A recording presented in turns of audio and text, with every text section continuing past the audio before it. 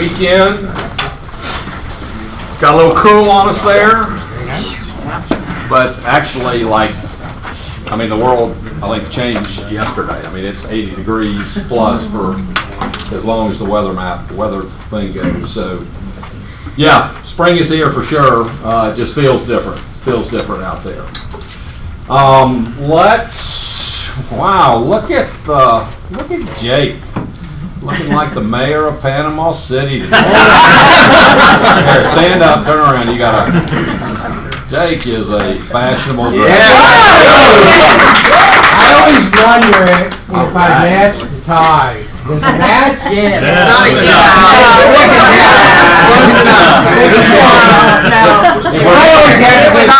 I always have to give credit to John down there, who really set the standard. Your fashion mentor? You were like that before, John. You led the way. Looking good. Jake. Is that a clip? All right, so let's, we're here for first quarter stats. The Rawls Group for 10 years plus has provided stats for our agents, and I think it's a big reason why we've been, it was working for them. Big reason why we've been number one for so many years running. It just goes. So Charlie, why don't, let me ask you this first. Where does Atlanta rank in largest cities in the country? What number? Number 9. Charlie, you got the article, man. Number 9. You want to know who the top 8 are? Hang on, Charlie. Hang on. So, how many people New York City have? 19 million. It's dropping by the day. Raise your hand. Thank you, Charlie. I'm looking at it right now. Okay. It's hard to believe. 19, almost 20 million people in New York City. So Atlanta is soon to pass Philly to become number 8. So Charlie, tell us about this article. Okay. Metro Atlanta was the 4th fastest growing metro area in the nation last year, and that's a July to July calculation. It added more than 75,000 residents, according to the Census Bureau. We went from 5.826 to 5.949 from July 2017 to July 2018, a difference of 75,702.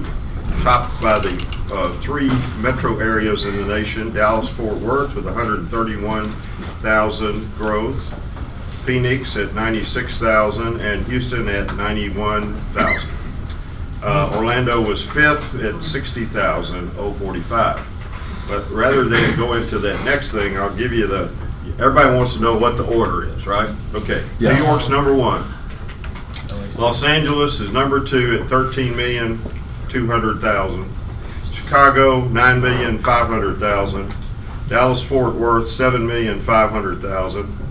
Houston, number 5, at just under 7 million. Washington, Arlington, Alexandria, very large metro area, 6.25.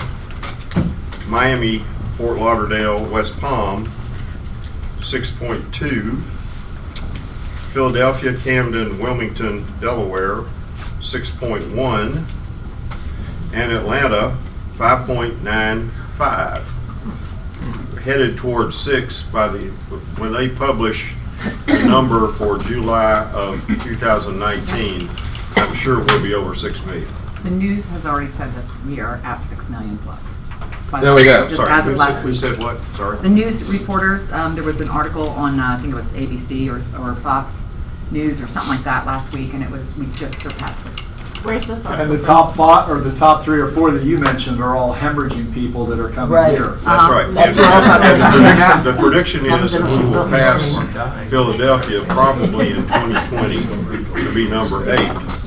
Amen, brother. The next one ahead of us would be Miami, and they're growing pretty fast as well, not as fast as we are. So we got a lot of catching up to become number 7. But I think we'll be number 8 by the end of 2020. So what benefit is this for us, for our clients? knowing this? Investment values. Buy now. Well, but we are growing, so, I think that's good news, right? Because more people, more demand means Prices go up. correct. So, I would share this with people. Interesting here. Might be a fun fact for people, but Forsyth County is the 9th fastest growing county in the country. That's So- percentage. Stunning. Percentage-wise. So, yeah, I would share that with people. Again, I think we mix our touches with personal, relational, real estate knowledge, sometimes holidays, but I think we do have to mix it with things that will show people we're intelligent and we're totally up on what's happening in our market. So this is great news, and I think a big piece of what we're about to present as far as predicting, because again, we're looking at first quarter stats, but our purpose is to hopefully be able to better predict the upcoming months. Okay, I got this down. Mine is working. Okay, so Are we gonna get that article? what's happening now, Diana? It's a PowerPoint. Okay, so, Rhonda, why don't we go ahead? So Ron has brought us a great breakfast, and you all know Rhonda. So I asked Rhonda when she came in, I said, is this your busiest time of the year? And she quickly said yes. Yes. Well, air conditioning. Air conditioners. Air conditioners. When people are hot, they lose their mind. But y'all, thank you. Y'all are wonderful for your business last year. And I love it when we spend money. And so I put together last year from January to December in this office, we spent on repairs and replacements $123,309. Now, y'all, that's our cost. You can really double it if you, because retail, you really could double it. So of those 123, there were 825 service calls. Okay?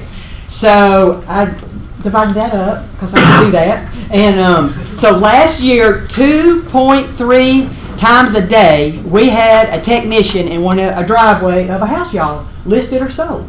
Isn't that good? I thought that's pretty impressive.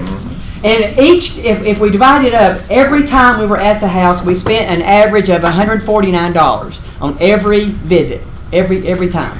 So I thought that was good because y'all work so hard to sell these houses and get them to the closing, and I swear, you can't even leave the closing now, and people are calling us with things that are not working. I'm like, really? Can you at least try to move in first before you? So that's what I'm here for. I've been with them for 34 years. Started when you're 6. I know it. Yes, I know. Thank you. But it never ceases to amaze me how people will call y'all after a closing. It could be a week, it could be a year, and they're calling you about a broken air conditioner or a dishwasher, and you're like, really? I can have nothing to do with that. But that's what we're for. That's what we're for, is to get those unexpected, ugly things off your plate. Just real quick too, we've added that rekey. I know everybody, something that any closing y'all have had in the last year, Mr. Rekey will come out and rekey 6 locks, leave them 4 identical keys. And I've got little, these people were asking me, as a closing gift, y'all could pay for the $75 service fee if you wanted to get the rekey. So I've got those for you if y'all like that. And I wanted to mention to y'all about the seller's coverage. Some of y'all are great about taking advantage of it, but y'all, I think it's one of the best things we do, especially right now, except we're heated and getting warm. Your seller, as a listing, as a marketing tool, they can sign up for the coverage. They pay nothing up front, and they'll get their AC, their furnace, all the plumbing. When I say all the plumbing, I mean like the water heater, stoppages, brakes, pressure regulators. Inspectors always find those off or on or too high. Water heater, electrical. We'll cover those for the seller. They pay nothing up front, and they only pay the premium when they go to closing if the buyer has asked for it and the seller's agreed to it. We will spend up to $2,000 on repairs for the seller And y'all, the seller has no obligation to pay it if the buyer doesn't ask for it. Yeah. So I think it's a no-brainer It is. on a listing. So just keep that in mind. It's available. If you've got a listing right now, I mean, just need something. Anyway, that's available to you. So, anyway, thank you. I know I'm excited. I'm here on Stats Day. Yeah. Yeah. All right. Well, you had good stats too. I know, yeah. I know. I'm saying. So again, I think a home warranty is an important part of the deal. Just too much happens the first couple weeks after closing that if something breaks, the seller says the buyer is an idiot, didn't know how to work the sprinkler system. Buyer said the seller knew it was broken. So this is a very good little insurance policy to take care of that. So first quarter stats. We're here to look at the stats for first quarter and what they mean for the future, our business, and our clients. So always want to remind you, news is at 3 levels. And you need to, when you're reading news, your client's calling you with news, you need to determine which it is, because we're more usually concerned with this, okay? I mean, there's reasons we're concerned about this, but a lot of times if someone's sending us information about the nation what's happening in real estate market, it's usually not accurate for Atlanta or even a more condensed area like Morningside, just because all factors here are way better than the country, okay? There's no doubt, I would say California is, even a couple years, they've been into a change in their market. For the most part, other than last fall, 3 months, which we know why. Obviously, stock market went down a ton and rates went up. We did have a little lull, but it seems to be back now. So just again, a reminder, always see where your news is coming from, okay? So this is really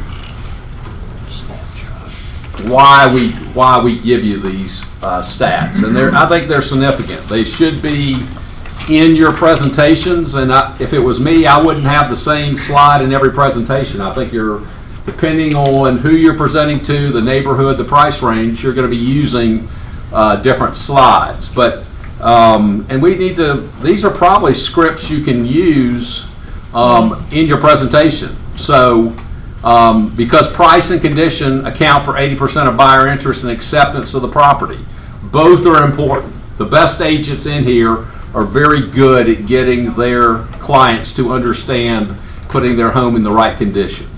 It's a skill. We need to spend time talking about the information we have and how it helps us to present your house in the best possible way to meet your goals. A lot of this I would probably internalize. Again, I would use this too. Neither of us can dictate the price at which your house will sell. The market will determine price that buyers are willing to pay. My job is to explain the current market. So you're actually there as a consultant. You're explaining the market and how it affects seller pricing strategies so that we can jointly decide how to position your house to meet your goals. How many people actually somewhat use these dialogues? Okay, good. And then I think this is important too. So rather than using emotion, guesswork, or assertions to arrive at a listing price, when you and I together understand the real estate market in Atlanta and the data showing what actually happened to other sellers in the current market, it reveals the most likely outcome of pricing strategies for you. Okay? We're positioning ourselves as a expert and a smart person that really they're not getting from anyone else, right? So I would learn these. I would role play with people. I would learn how where you can say these pretty much cold. Again, I always show you this. I know in this day and age, a lot of people don't really refer to the areas as much as when I did 15 years ago selling, but it is good to know quickly the areas of town. It's just in FMLS and in your searches. I mean, the long timers in the business know 21 is Buckhead, Dunwoody is 121, you know, East Cobb, these three. Just good to know, okay? So, top 5 companies' market share.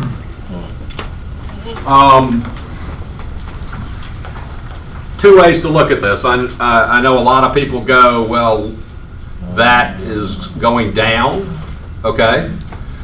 It's very slight. I mean, this is an amazing run-up from 2004, okay? You can't just continue on this path forever. But the amount down is slight. What I notice is we're still over 20% market share, and all other companies, there's no one over 5%, which I think is significant. Who's the little green one on the bottom? Those two, I don't, he doesn't, I think legally, he can't put those on there, but I'll find out who these two are. Is one of them Compass? I don't know. 2013, Atlanta Fine Homes is what I would guess is maybe one of them, or Atlanta Community. Yeah, they've been back since 2013, so Yeah. we'll find that out. Diane, need your help? We do know the green one is Remax on the big decline, my old company. They couldn't make it without you. Exactly. Forward, please.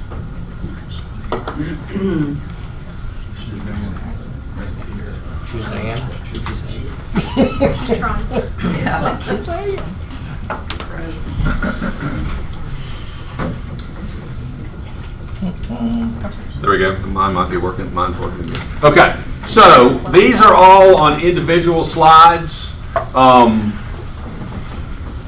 You can use it either way in your presentation. I like this because you're not using 4 different charts, but sometimes you might want one of these in a bigger format.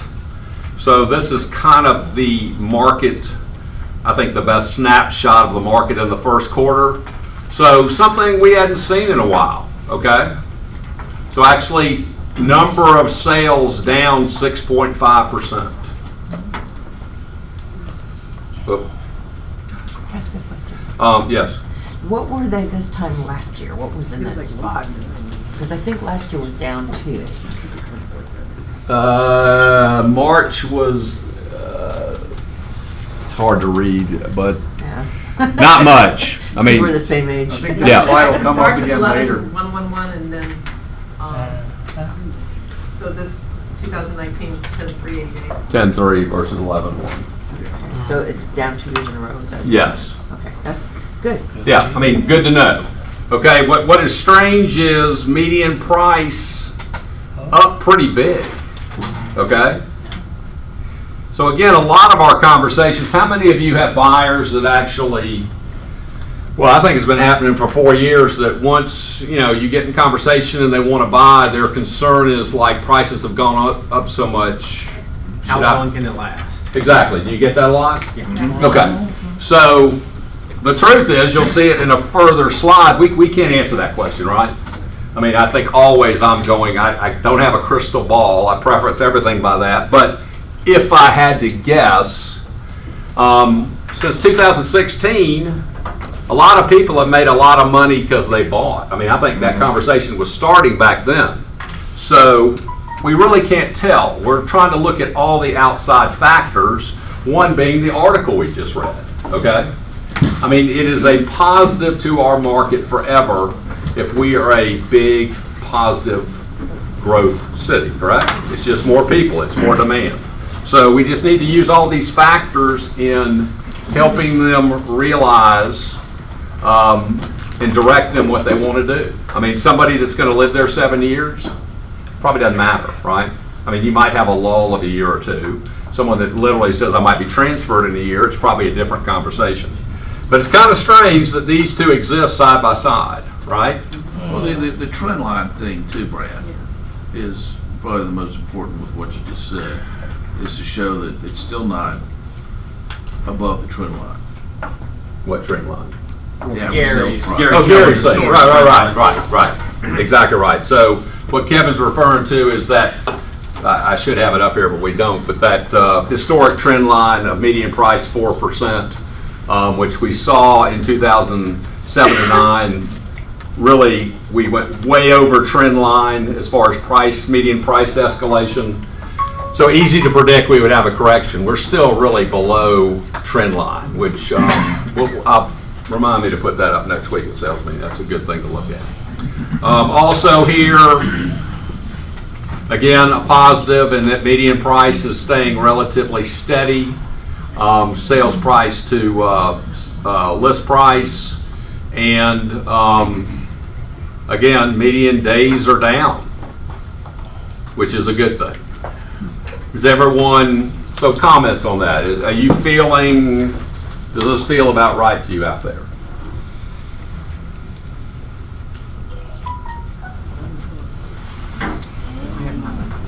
Nobody? I which I normally should have 6 or 7. I think it depends on where it is. At price Okay. point. Yeah. It depends on the condition of the Price house point's and not agree of the seller. You get into the luxury and those numbers all look very different. That's correct. So again, as an office, and I think we're not necessarily, we're not the normal office in that January, February, and March have been up for us, okay? And I know in this room, you could have totally different experiences this year so far, depending on everything, your price point, your location. There are some people that, I mean, Kevin, you're having a huge first quarter, right? Right? Good for you. Normal, okay. But there are people like Jay that's way up over last year. There's some people, it's all over the board. But again, for argument's sake, things are fairly steady and equal to last year, even though this is something that we need to pay attention to, no doubt, okay? Less sales. All right? Sean used to call this the American Idol chart. Not much change here in that you got to be the best, you got to be the most beautiful to get sold. So you can see that this has stayed relatively the same, which is listings. These are solds in the darker.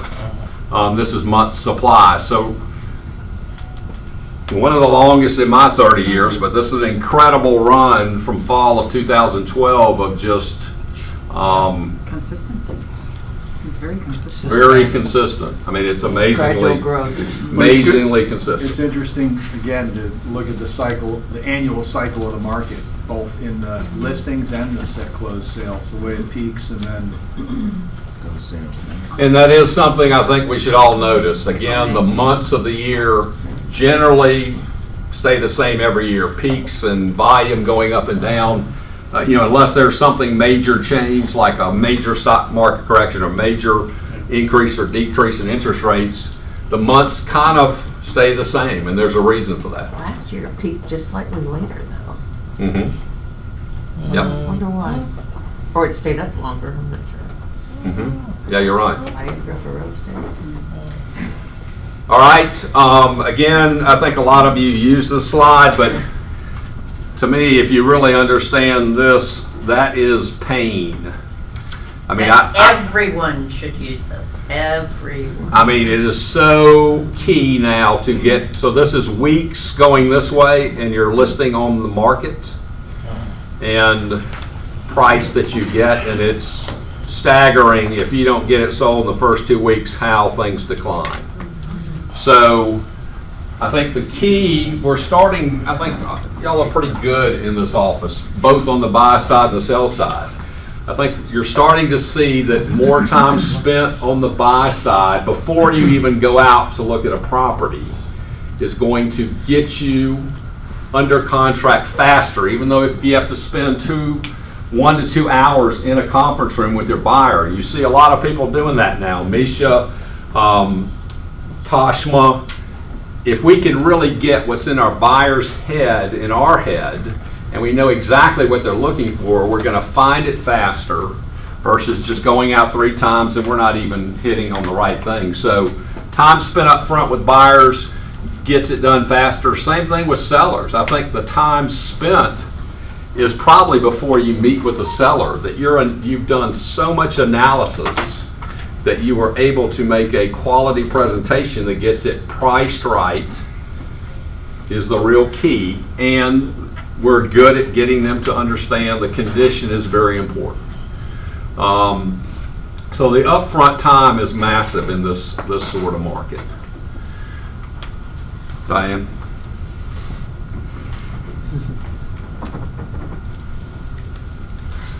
Let's go. Paul, why don't you jump in real quick? So tell me what's going on at Gannick. What's going on again? Yeah, you can talk about either way. Lots of closings. Lots of closings. That's a good thing, right? When you guys prosper, so do we. Paul Yaku with Gannick. And I'm looking at the Martinos here, so I'll talk about what we just went through last week with title insurance. The importance of title insurance, especially for your buyer, and it's twofold. So first thing first, title insurance is key because we're human. We'll make mistakes from time to time. Not that we like to admit it, but that's one reason why you want title insurance. Second reason being is that our examiners, who are a third party company, may miss something that we have no knowledge of. So we're only as good as what we're presented with when we clear title. If they miss something, it's covered through your title insurance. Another thing you want to consider, there's what's called gap coverage. There's a period in every county where, probably a 4 to 6 week period, where documents are not recorded, that we don't have knowledge of, that could be recorded after we've received our full title search back. So with that in mind, title insurance has gap coverage. So if something is presented after we close within the period that was not reflected in our title search, title insurance will pick up the tab and defend the owners or pay whatever it needs to be paid. Another example, when we clear title, it doesn't necessarily mean that everything that was listed in our title work is now been canceled or released of record. What it means is that although there could be a previous mortgage showing up on record from a previous owner in the chain of title, we just need to verify that it was paid off from a previous law firm or obtain the title insurance policy from the seller indicating that it wasn't listed as an exception on the policy. So with that in mind, we can clear something, but something could still be listed as unrecorded and uncanceled of record. So when that buyer obtains title insurance from us without listing any exceptions on it, when they go to sell it 5-10 years down the road, those mortgages may still be showing up as unsatisfied and canceled. So with that, they present their title insurance policy to that then closing firm, and they can insure through that underwriter without any exceptions, knowing that they obtained clear title from the previous law firm. It's just that that mortgage that was paid off wasn't canceled. Lenders don't want to pay the cancellation costs, so a lot of times they don't cancel them. So that's my 5 minutes. So, when you go to take a listing, that's one of those documents that we ask for up front. Would, in the pre-listing package, would you please find your title insurance policy? Yes. Because you're going to want to be able to give it to the closing attorney when you go to close, when you sell. Absolutely. Okay. Thank All right. So, again, title insurance is extremely important. Owner's title. If I was still selling, I would make a huge plea to my buyer to get owner's title insurance. Yes. Things like that. First of all, it was not our buyer, because I know there's a lot of looks coming over here. Don't get it. Sure. It was our seller, but here's what was so interesting. When the property was originally purchased by the builder, that lien hadn't been cleared in the townhouse community for their property. On the others, it was cleared, not on his. So he had to dig back through the boxes as he just moved to find the title insurance. Gannick worked tirelessly to find this, and we never would have gotten through it without Paul and Dominic working so hard. But what was so amazing is the buyer sat there and thought, well, I'm going to save the $1,000, and they didn't purchase it because they felt that nothing else would ever happen. And like Paul's saying, there's so much human interaction with things being recorded properly. You don't know if the next person who buys it is going to come through correct. So because our seller pulled out his title policy, that covered him over everything. And Michael said you absolutely must buy the title policy when he bought the house. So it's just very interesting, and it really gives you pause that there are some people who don't understand it. And if you don't ask more questions and make sure you can help your buyers to understand it, because it could be something really ugly.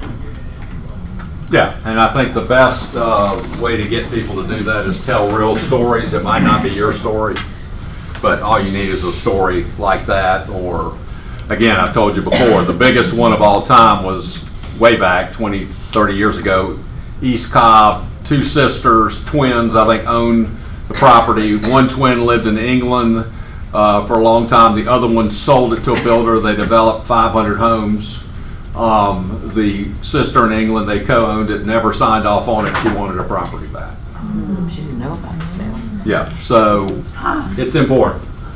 It's important. It Okay. was a twin signature too. Yeah, exactly. Okay, so changes of going under contracts, chances, excuse me. So, everyone is always coming to me wanting to work a higher price range, which I understand. You know, it's roughly the same amount of work, you get paid more money, but look at the difference. 1 in every 8 sell in this range, 1 in every 2. So be careful what you wish for. Okay, I'm not saying this isn't great, but if things aren't priced properly, you're gonna, this right there to me is P-A-I-N, right? Both money, time, and actually anxiety. So just be careful, And that's in okay? the first listing period, right? That's in the first listing period. Is what, Correct. Or is that on all? Correct. Okay, big difference. Okay, so this is, I don't know if you use that this much, but it is interesting to look at. So this is this is kind of the bottom of the market, and this is current. So you can see, a lot of you you're way newer in the business. You've never experienced this. I mean, 3 times the listings. Drastically different market or the way you even operate now. So look at that. 3.5 months, 16 months average of supply. Completely backwards from now. 40% of the properties were distressed, short sale or foreclosure. 1% now.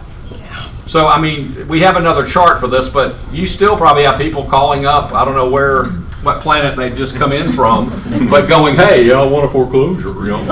Well, good luck, you know. Right. I mean, if there's something that is actually out there, there's probably 50 offers, correct? More. Yeah, exactly. There you go. Number of solds, look at the difference. Half. Anyone that you got in the market that bought in 2009-10 should be sending you presents monthly. They've more than doubled. Look at the difference in median. This is like your seller is calling twice a day. Okay? 80%. So none of you, I mean, now we're giving offers 100 to over 100% of price. Back then, it was fairly standard. You would be offering 80% of price. I mean, it was not unusual. It's at 500, you'd offer 400. Totally different market. 75% price reductions. So, and look at the difference in failed listings. So, totally different market. Hopefully, we don't go there for a while.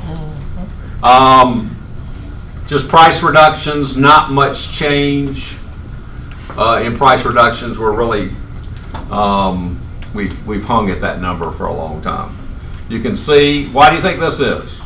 Why do you think the second quarter is always lower than the first quarter? More buyers. More buyers, plain and simple. That's right. And where do these buyers come from in the spring?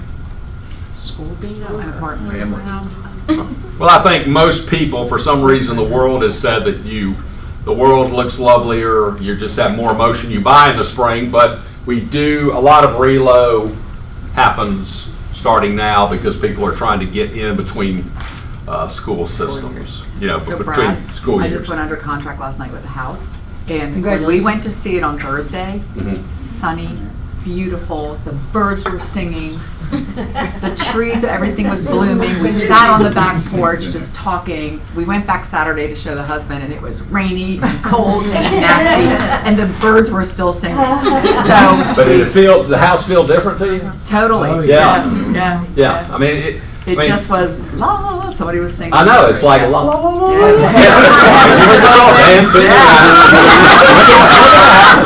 Yeah, I mean, it is so different. Right. And really, we have that, I mean, 80 degrees for the next 20 days. So it's like a wind at your back. You can just tell, like, your clients are just like, Yeah.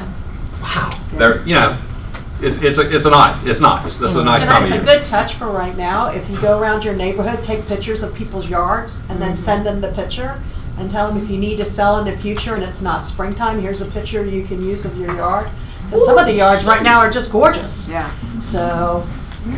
Yeah, just a little hint. Just a little handwritten note. We've probably gone through the time, but if any of your listings still show pictures without trees, kind of an indicator. Or with pumpkin. Without leaves. Been on for a while, right?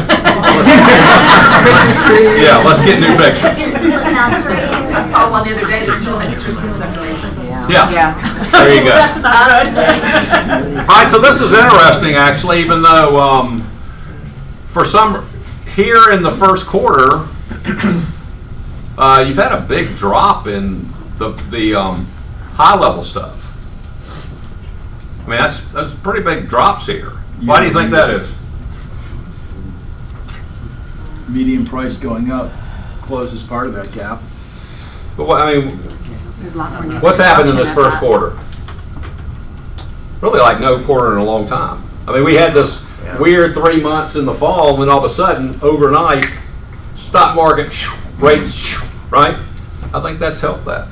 And jumbos were lower than conventionals, right? For a while. Yes. Yeah. There we go. There you go. I mean, this would probably be in most of my presentations. I mean, look, how about here? You're calling the seller every day for a year. He's calling you. He's calling you, right? Look at the difference, getting this priced right and condition right. And again, we didn't preface all this, but again, we know, we've been saying it for a while, every property is its own analysis, depending on area, price, condition, school system. Everyone is different. You got to do the analysis. This is just the flow chart we've seen for a long time. So getting it right versus not getting it right. So we obviously want to be on this trend. So no price reduction and not previously listed, 11 days on average. Look at over here. This is completely the wrong side, okay? So I think we're aware of this. And the good news, there we go. This is one of the interactive slides that I would use. So basically, you realize you can put area and price range, and these numbers will change. And I think that's important. You can't use an overall Atlanta slide here. You need to really drill down to make this significant for your clients. Interesting, you see the same pattern every January is the high. So failed listings seem to skyrocket down. I don't know if you can skyrocket down actually, but it sounds good. You can plummet. You can plummet down. Why is that? Why do you think? Why is that? Well, buyers increase. Right, I think it's that simple. But you can see there's a lot of charts, like Bill said, that really the patterns repeat. So this is a little simpler than the previous slide, but this is kind of the way it goes. As far as, and we're pretty much seeing this number all the time, 60% selling, 40% get it wrong. And again, that is interactive also. So play around with those, use those. I think it's really good. Or sometimes you might have someone in deep Cherokee that they're reading something out of Virginia Highlands, or West End. It's very different, and you can show them that. I mean, we want proof. How many of you use this slide? Hank? Okay. I would, especially if you're calling for sale by owners. I think this is the proof right here. So we need to be able to, you want to list Mr. For Sale by Owner here, and you have no intel from a smart realtor, and this is what the market's saying. And you think that you're actually going to net more, but you're actually going to net less. And here's why. So you can see you end up getting more, but look at these costs right here on addition. That's the amount you're saving, okay? And we need to be able to explain this to people. There's so many things in real estate that people think they're actually putting more money in their pocket by doing it, and they're actually putting less money in their pocket. This is also interactive, so you could do this in different areas. You can see that number just went from 21 to 57 because this is a Buckhead Area 21 gig with way higher taxes and probably higher payments. So here's the summary. We've already talked about most of these. This is come on. Okay, top line. We need to watch this. The number of sales down. We definitely need to be watching for upcoming quarters. But everything else seems pretty good. I mean, again, it's amazing that sales are down and prices are up that much, median price. And then supply is higher. We need to watch that, which actually for you guys, that might feel good. I mean, we've been at such a extreme on prices. You want to use this? Do you want to use it? I might in a minute. We're at such an extreme on prices that having more listings out there could feel better for you. That you're not in heavy competition with every listing. So we just watch this closely. Kevin's going to talk a little bit about just the area comparisons, which, and I don't think we've sent you, I think I sent you something last week, which is not the final version. We'll send that out right after this, so you have all this. I think it's critical when you, especially when you're out in the public, to know your area, know these numbers, where you can rattle them off at a cocktail party where you impress people. Obviously, with the Dunwoody office, I consider Sandy Springs too, because a third of Dunwoody is Fulton County. So you can see Dunwoody is up 29%. I mean, that's off the charts. Ahead of everybody, with the exception of that, I believe, Smyrna Vinings, which is always such a low number anyway. Sandy Springs, outside the perimeter, only up 2%. Sandy Springs, inside the perimeter, up almost 16%. Okay. Median sales price. Once again, Dunwoody hit over 500 a little bit over a year ago. Went to 505. It's up to almost 515. Sandy Springs is actually down 6%. This is 515 also.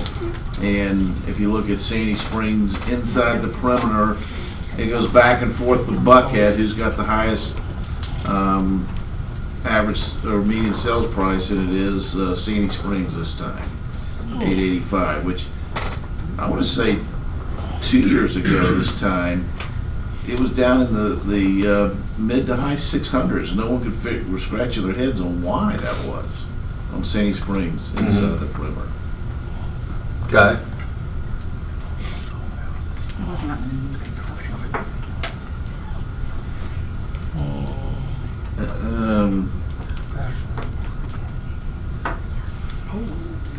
I can't even see. I didn't pick that slide. Good. It was supposed to be days on market, which I thought, or excuse me, We already did this one. total months of inventory, Right. which once again, Dunwoody 3.6, almost mirrors the market, which is positive for our sellers. However, Sandy Springs inside the perimeter is almost at 10 months of inventory, and this is why if you look at their list of sales price, is way below the others because it is a buyer's market inside 285. And what would you, just one reason, why would you say that's the case? As what? Dunwoody versus inside the perimeter? On what category? Just that Price point. that we're way up and they're not. Yeah, it's still a very affordable area, and people still consider it close. You're barely outside the perimeter. Get a big lot, half-acre lot. Schools are I think 3 out of 5 elementary schools that are top notch, whereas Sandy Springs has 1. I think that is the real key. I mean, Dunwoody, for the general statement, has some of the best schools across the board in the city. So you're getting everything. You're getting a bigger lot a bigger house. Yes, it might be a 70s house, but for the most part, it's a fairly large house on a big lot with great schools in a pretty central, good location. There's still good values. All right, Chuck did this last time, so you now have an index where you can quickly, when you're looking to put together your presentation, you can easily go to the categories you're looking for to find the chart you want. I think that's a nice addition. So, for probably 4 years, we've been talking shift or looking at shift. Shift means change, or in 2008 it meant major correction. I don't think that's what shift means this time. We're just looking for changes in the market. But I would say for the first time, even though you can see sometimes the change is pretty small, for 7 years running, this was all better, right? So I think we start paying pretty close attention. I mean, again, that's not much different, but we have had more failed supply. I mean, again, these aren't big changes. I think you're starting to see more listings, which is good for you now, but we'll see how that follows. I mean, for first time sale number down, sold number down. So I think we're watching closely now. Okay. I got a question. Yeah. So you're saying sales prices are up, but supply is up too. So now I'm confused. Like, what do you guys think is driving? I guess your sales, or I guess our sales are down, right? From that last slide that we see, that first slide you showed, sales are down. Right. I think it's 6.5%. So if sales are down, sales prices are up, but inventory's up. So what do you guys think is driving those numbers? Because that's kind of, I would have thought inventory would be down, and that would be the reason for sales being down. But if inventory's up, sales prices are up. I mean, is it because the sales prices are up that are driving sales down, or? Well, that's the question. I mean, again, inventory being up would correlate with sales prices being down. Okay, and so they're up. Okay. Okay, so it's kind of a strange dynamic in that we are getting to a place where, again, and you'll see in his final wording that even though we're up, we're still near historic lows. You saw the chart where 31 was back in the, so we're still, even though up, we're still at a very historic low number. But we are getting if you get into analysis, every year that's passed, people were underwater, way back, and now every year prices go up, people can sell and get out. Mm-hmm. And you're having more people in the lower range that are selling and buying that now move up, up, up. So, yes, it's a very unusual dynamic that prices are up like 5%, yet supply is up. Those don't go together. Yeah. So we just watch that closely, but one factor could be that, again, Atlanta is a big net gain city. So even though supply might be up, demand is up more. And I see that for a long time. I mean, Charlie, I'll ask you, but I mean, just all that's going on in our world with Hollywood South now being Atlanta, mm-hmm. and with all the factors, our economy, which is relatively mild in cost compared to major cities, and our airport, and this is, I would easily say, because my son's 23, so I know, this is a destination for millennials. Mm-hmm. And that is a real key now for business, and especially high-tech business. They're wanting the best and the brightest. And I know for a fact, I mean, he's coming back to work here, which is surprising for me, but Atlanta is top 4 in where young, educated minds want to work, and that is very important for business that they want to come here. Well, in the last trailing 12 months, we have 69,000 new jobs. Right. When we've got 75,000 new people and 69,000 new jobs, mm-hmm. that's a very good relationship. I mean, that means that actually unemployment is slightly down, because, I mean, not every person that comes here needs a job. I mean, you've got the whole, husband, wife, 2 children combo. And so the dynamics are very positive on the job side. Right, and I think that's probably one of my biggest parts of my presentation, especially for buyers, that, I mean, someone say something if you disagree, but that dynamic that we are for the foreseeable future, net growth, net job city, that's a lot of protection on the downside. I don't see how that just changes overnight or for a long time. So that's a big part of my presentation. Higher priced homes, it seems to me when I'm out about it, I see a lot more higher priced homes coming up. Right. So that, on an average, would increase the price values too, versus the availability. So I'm saying availability, higher priced homes is up, higher priced homes prices are bringing everything up too. Well, it's median sales price, not just homes listed. So we're talking sales price. But there's no doubt, I mean, Atlanta, you drive around, there's a lot of high-priced homes in this town. Yeah. In places when I grew up, there was no such thing. Monthly sales, again, back to Bill. This is a very typical chart that, again, every time I see you and I say, don't go on vacation in April, May, June, July, this is why, okay? This is I mean, if you got to, you got to, but makes more sense to go skiing here or to the Caribbean or here. This is your big time, so why leave during your best time? But the months kind of mimic each other every year. But I think what the key that they're saying that we're watching very closely is all 3 months or lower. Now, this office, that's not true, but as a general rule, it's just something we watch. Not significantly lower, but they're lower. And there you go, same thing again. Number of solds. So Virginia, there's your 3. So actually, it went up last year slightly.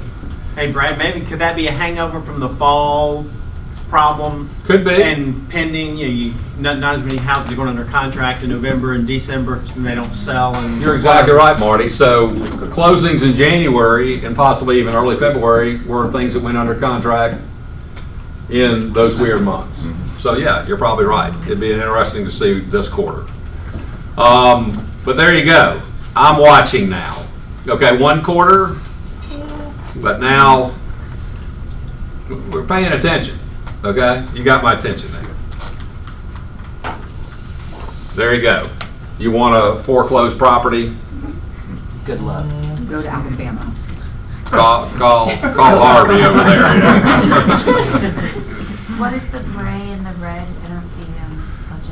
One is for closure and one might be distressed. They, Yeah, short sale. Yeah, and short foreclosure, sale, yeah, he doesn't and they're have not his- labeled like they should be. yeah, but there's just, and everyone's all over them if there is such a thing.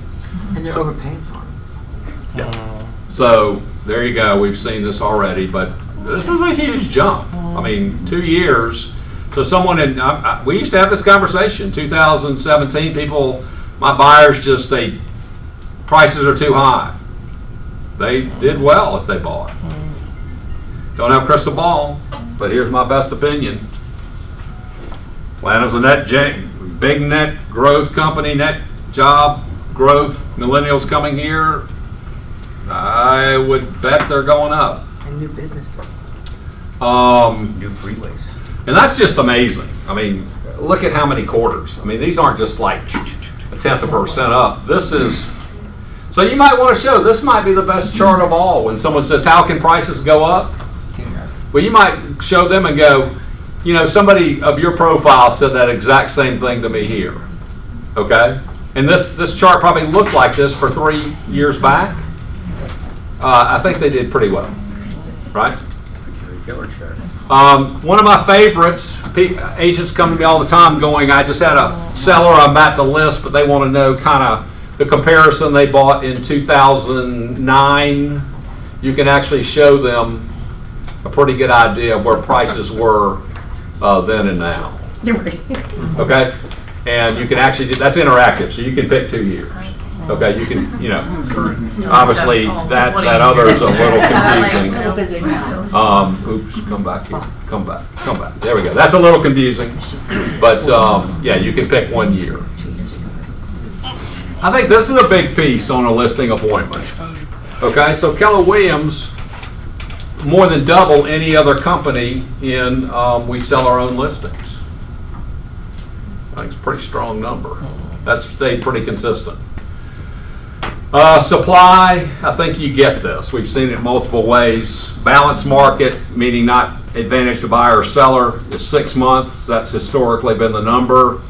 You can see what you're getting into. I mean, if you're getting a listing in here, you can almost mark it down on your deposit slip 2 months from now, okay?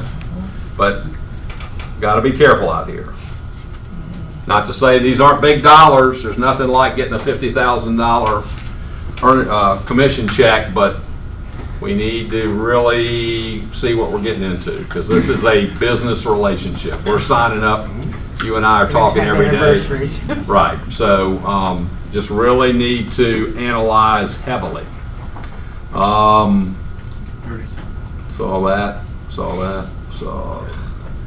that. Okay, so here we go, just kind of the conclusion. And we've already talked, well, let's read a little bit of this. So, second paragraph, I think, is the key. Sales growth would likely be stronger if not for ongoing low supply of activity. So a lot of us have buyers that want to buy. We can't find what we want, right? There are signs of a slowdown again this quarter, shown by an increase in the incidence of price reductions, more failed listings, more active listings, fewer pendings, and increased supply when compared to the same periods last year. Most of our measurements still show continuation of a seller's market that we have been in since 2012, due mostly to lower number of active listings. While sales are lower and although rising, active listings remain historically, there you go. So again, the number is rising, yet they're still historically low. The median price increase seems sustainable. Median days on market remain low, and list to sales price is historically high. We're at over 97%. Percentage of failed listings rose somewhat this period, as did supply, but supply remains historically low in a seller's market overall, all of which is good for sellers. However, nearly 40% of first quarter required a price reduction before selling, and more than 33% of finalized listings failed to sell, both indicating a tendency for many sellers to try higher listing prices with low success. So, and I think some of these are important to point out to your clients on both sides. One, that higher price people seem to want to overprice, and that ends up being painful, I think, for buyers. Again, we need to explain before we go out that we're not really in a low ball market anymore. So again, this helps before we go out, that everyone understands that. And then multiple offers, I think we're still, daily I hear multiple offers, but maybe not. Last year it seemed like there were 8 to 10. It seems like we're more in the 2 to 5. It seems a little bit better. All right, so, and then luxury, just one slide for you, but number of sales down pretty significantly, actually. So, again, be careful when you're going high. It's a big number, but it's a big number when it sells. Actually, it's higher. First quarter in 2018 versus first quarter this year. See the red. Red is 1 million. Oh, you're right. Yeah, we're up. My bad. So we're actually up 28% in plus 1.5 and up 11 in Higher. $1 million to $1.5 million, which again I think is just. No, we're down. We're up from first quarter 2018, but we're down from fourth quarter. We'll be curious to see what happens second quarter, next time we do our stats. If it peaked as high as it did second quarter 18. Oh, my bad. Yeah, we're here to here. So, yeah, we're up, and this is down, correct? Previous year. Previous year, exactly right. So again, I think in the higher price range, we're being helped a lot actually by stock market up, people confident with money, and interest rates, which are down to about as low as you can get. So it is good news. I mean, I can't remember a quarter of just seeing more contracts come in like in the 400 to 800 range. I mean, there's just a lot of sales in that range, and there's over $1 million too. I mean, Pierce closed on one for $4 million. We're about to have one for $2 million. So things are selling in that range, but again, just be careful. All right, comments from this, Kevin. I'd like to hear the rest of the group here, but one of my favorite listing presentation stuff is to show how the Rawls Group fared against the rest of the market, and those slides disappeared. Gone. They're gone. Gone. I didn't see them in what Chuck sent, but I will get those for you. I would think that we actually escalated in advantage over all other companies, even other Keller offices, just because of, I know where we ended up ranking, and our stuff was way better than everyone. I mean, in the this first is quarter. Chronicle number. But that was from last year. I mean, Yeah. if you look at, it tells you the total units from top 10 to top 25, and it's, I think last year was 3,000 units more, Rawls was 3,000 more than number 2. And number 2 wasn't Keller Williams. I think number 4 was the next Keller Williams. No, last year actually, for the first time, I can't remember who used to be. So 6 years in a row, the Rawls Group has been the number one residential. Hathaway was number 2 for a while. Correct. And last year, it was actually Brian Fair's group out in Gwinnett, and they actually own south of Atlanta too. But 6 years in a row, the Rawls Group has been number one residential real estate company in Atlanta and Georgia in closed sales volume. 6 years in a row. And generally, all those years, I think last year it was less with Brian Fair's group, but it's been over $1 billion in sales over number 2 all these years, which has been Atlanta Fine Homes. And last year, actually Brian Fair's group, which is another Keller Williams. So I'll get those for you, but I would think compared probably any quarter in my 19 years with the Rawls Group, I would say it was our best quarter relative to any other company, including Keller Williams. Brad, for the people that are newer, can you explain who the Rawls Group is? I'll let you explain. It is a consortium of Keller Williams offices owned by a common owner, Gene Rawls, and it includes us, First Atlanta and Sandy Springs, Brookhaven, East Cobb, and Smyrna. And Buckhead. Yeah. So it's been just a long, long run of number one by a long shot. And again, I mean, there's a lot of reasons for that, but I think one is this. Sean was the first guy that it happened in the downturn. We needed proof, we needed evidence for our sellers how to price. We needed to prove to them that, sir, I know your neighbor, you have an identical house sold yesterday, this is in 2008, just sold for $300, you need to price at $280. And that was a hard conversation, but it was the correct conversation. But this proved that. But these are still very valid in a great market. So that's one piece of why this has happened. But yeah, Rawls Group has done very well. Kevin, I will try to get you that. Oh, I meant to call on you first. So, dude, I said, dude, I'm very, very happy. I'm very happy. So this is a longtime friend that we used to work together at Keller Williams Peachtree Road. And we co-op together too. We did. We did. That's why we came together. And we still came here. Yeah, she's one of the best agents to do a deal with in the city, Nancy Aronic. So say hello to her. She's back. Very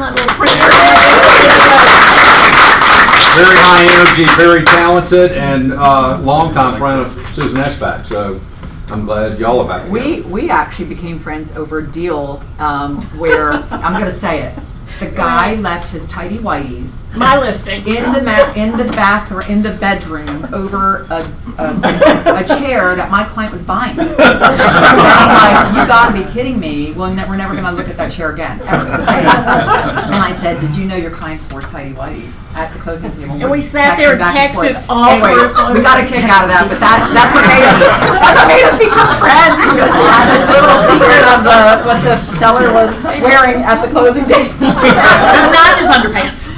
Anyway, so that's, so it was fun. And she's got a caravan. So Nancy has a caravan. Tell us about it. It's in Brookhaven, and it is 12 to 2, 3181 Madison Avenue. I've got gift cards that I'm gonna give away. Please come by and preview it. It's $8.59, and it's new construction. Hey, Brookhaven's big. Where's it at in Brookhaven? And you removed all the tidy whities? Unless Susan brings It's them. new construction. So So it's right off of Windsor Parkway. Yeah, and it's a 5-floor. Give me that address one more time. 3181 Madison Avenue, just off Windsor. Fantastic. Who else? Who else has, well, Stacy, go ahead. What do we have training this week? Right after this, our friends at Certainty Home Loans will be teaching Mortgage 101. So if you're newer, it's what agents should know about mortgages so they can advise their clients and appear smart and all that good stuff. But then on Thursday of this week, we're having another Certainty Wine and Cheese from 4 to 5. And guess who is going to be the featured speaker? I guess. Red Feynman. Hey, And he's going to be talking on profit share. Last week. That happened last week. Well, you can watch the streaming version. There we go. Rewind.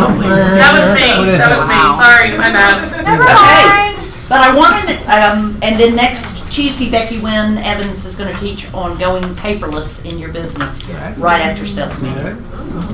Okay. Top group in the office. That should be good. What else? Lisa's Caravans. What do you got? Costa. I have a coming soon, a 4-bedroom, 3.5 bath, gorgeous master on the main with a full sitting room and master. It is in Southwest Atlanta, 260. It is new carpet, new AC, beautiful. Great. What part of Southwest Atlanta? Right off of Fulton, between Fulton Industrial Cascade and Old Cascade. Okay, good. I have a ranch coming in Kennesaw, 4-bedroom, 3 on the main floor, in the Barrett Green subdivision, 439. Good job. Nice. Bill. Right here in Dunwoody, Kingsley Elementary, an awesome flip. It is a split level on Seton Drive. It's a 4-bedroom house that has all the perfect designer colors you're looking for. Quartz countertops, shiplap, $475. It'll be on the market tomorrow. Wow, Wade lives on Seton. Yes, he does. There we go. 2 coming soon. 1, Johns Creek off Kimball Bridge Road. It's going to be 4-bedroom, 2.5 on a slab, updated across the board, 390s. And then on the opposite side of 400, Alpharetta, right, stone's throw from Wills Park, 4-bedroom, 2.5, finished basement, 470s. Nice. Jen. I have 2 pocket listings, one on Peachtree Residence, right down in Buckhead. 2-bedroom, 2.5 bath for $350, and another one in Duluth for 4-bedroom near exit 104, and that one is for $280. Good. Hank? Got my beautiful 4-bedroom, 3-bath ranch inside the perimeter, 659. If you're looking in that area, great schools, just between La Vista and Briarcliff, general areas, North Lake Mall area, over that way. I've also got one, it's a pocket listing, and it'll probably be available early May, 1st or 2nd week of May, but it's a 3-bedroom, 2.5 bath on Kingsborough. It's a newer construction. I'll get more details, but if you have anybody looking in the heart of Buckhead, this is, Kingsborough runs right there next to Phipps.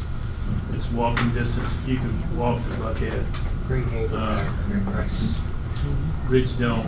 Ridgedale Park, I think is the neighborhood. Good, Deb? We have a great townhouse coming up, I think this weekend. It's gonna be a 2-bedroom, 2-bath, 180,000, expanded back deck, little fenced area, back patio, terrace level, which is not always the norm. It's Chattahoochee Terrace, 180,000. If you have any questions, come see us. Oh, by the way, you can take your kayak and go right down to the dock and kayak on the river or walk around the back. Good area. Cool. Susan? All right, so I have a listing coming up. So the people who went under contract this weekend, they need to sell their house. So we're gonna have a listing coming up in Decatur. It is the Winona Park. Fantastic schools, top 10 across the board in Decatur City schools. 5-bedroom, 3-bath, completely renovated, 750,000. And we're gonna be putting the coming soon sign out tomorrow. We should be under contract in 3 days, so if you have a buyer, bring 'em. And then the second one is gonna be Willow Springs in Roswell. That's backs up to the Country Club of Roswell. It needs renovation. It's a 4-bedroom, 3-bath, master on Main. Huge lot, almost an acre lot for 400. On the golf course. On the golf course. Backs up to the 13th hole. Very good. So 4, I think. Okay, go ahead. Yeah. My listing at Aria, we have reduced the price to $565, so hopefully somebody wants to shop and buy something at Aria. So things don't seem to be selling as quickly there as they were for a while, so it's a deal. Somebody's going to get a deal there, so that's great. And thanks to Kevin Probst, but the Fierce listing closed yesterday. Thanks, Kev. And then I still have the one down overlooking the Beltline. We've reduced to 340, 2-bedroom, 2.5-bath, overlooking the Beltline at Enclave at Grant Park. Nice. Flash. We have one coming up in the on the market Friday, Heritage at Roswell, that overlooks the lake in the community. 2-bedroom, 2.5-bath townhouse. Nice. 310. Okay, so you got the stats. I'm gonna send you the full version right when we leave here. Again, I mean, we've crossed over now. Birds are singing, lions are happy. More dancing. Now, It's 3:15 in the Heritage of Roswell. okay, so should be a really strong next 90 days. So just go out there and get it. All right. Will you send Charlie's article, please? Send Charlie's article.